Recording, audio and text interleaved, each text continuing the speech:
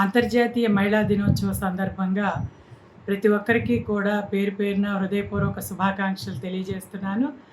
తెలుగుదేశం ప్రభుత్వం అధికారంలోకి వచ్చినప్పటి నుంచి కూడా ప్రతిరోజు కూడా హ్మ్, మనం శుభాకాంక్షలు తెలియజేసుకోవచ్చు.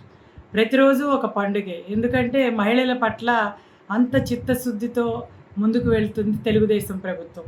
తెలుగుదేశం ఆవిర్భావంలోనే నందమూరి తారక రామారావు గారు మరి ఆస్తిలో సమాన హక్కు, అదేవిధంగా ఆహ్, మరి ఆడబిడ్డలను ఆడబడుచులుగా గౌరవంగా పిలవటం, విశ్వవిద్యాలయాన్ని స్థాపించటం, ఈ రకంగా స్థానిక సంస్థల్లో వాళ్ళకి భాగస్వామ్యం ఇవ్వటం, మరి దాన్ని అందిపుచ్చుకొని నారా చంద్రబాబు నాయుడు గారు ఈ రోజున 1,00,00,000 మంది డ్వాక్రా మహిళల్ని వాళ్ళని అంటే ఆర్థిక అక్షరాస్యతని వాళ్ళ ఇళ్లల్లో ఉండే మహిళల్ని ఇవాళ బ్యాంకులో డబ్బులు దాచుకోవటం దగ్గర నుంచి వాళ్ళు ఢిల్లీలో వాళ్ళ ఉత్పత్తుల్ని మార్కెటింగ్ చేసుకునే వరకు కూడా వాళ్ళ డ్వాక్రా మహిళల్ని అభివృద్ధి చేసి ప్రతి ఒక్కరిని ఒక పారిశ్రామికవేత్తగా తీర్చిదిద్దాలనే ఆయన ఆశయం మరి ఎంతో గొప్పది మహిళలకి.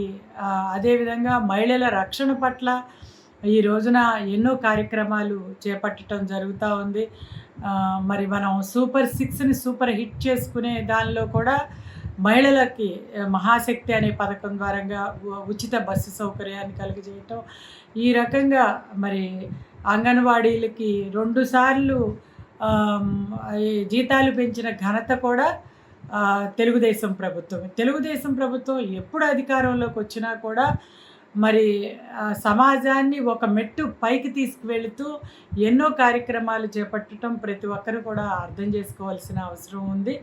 ఆ విధంగా అంతేకాకుండా ఈరోజు కుటుంబం నుంచి కూడా ఆడపిల్లల్ని మగపిల్లల్ని తీర్చిదిద్దే క్రమంలో కూడా ఆడబిడ్డకి మగపిల్లవాడితో సమానంగా గౌరవాన్ని ఇచ్చి సమాజంలోకి బయటికి పంపితే ఆ మగబిడ్డ, ముఖ్యంగా ఆ మగపిల్లవాడు తన ఆధిక్యత అనే భావాన్ని మర్చిపోయి ఆడబిడ్డని గౌరవంగా చూసుకోవటం అనేది పాటిస్తారు. కాబట్టి కుటుంబంలో నుంచి కూడా సమాజంలోకి మరి ఆడబిడ్డ బయటకు వచ్చేటప్పుడు ఆ గౌరవం అనేది దక్కితే ఇలాంటి ఆడబిడ్డల మీద అరాచకాలు జరగటం, ఆడబిడ్డల్ని అది దూషించటం లాంటివి ఆ మగపిల్లలు చేయకుండా ఉంటారు. కాబట్టి ముఖ్యంగా మగపిల్లలు ఉన్న తల్లిదండ్రులు చాలా జాగ్రత్తగా ఆ బిడ్డ ఎలా ఎదుగుతూ ఉంది, ఎలాంటి ఆలోచనతో ఎదుగుతూ ఉంది అనేది గమనించుకోవాల్సిన అవసరం ఉంది. ప్రతి ఒక్క మహిళని కూడా మనం గౌరవించే విధంగా మన బిడ్డల్ని తీర్చిదిద్దుదామని ప్రతి ఒక్కరం కూడా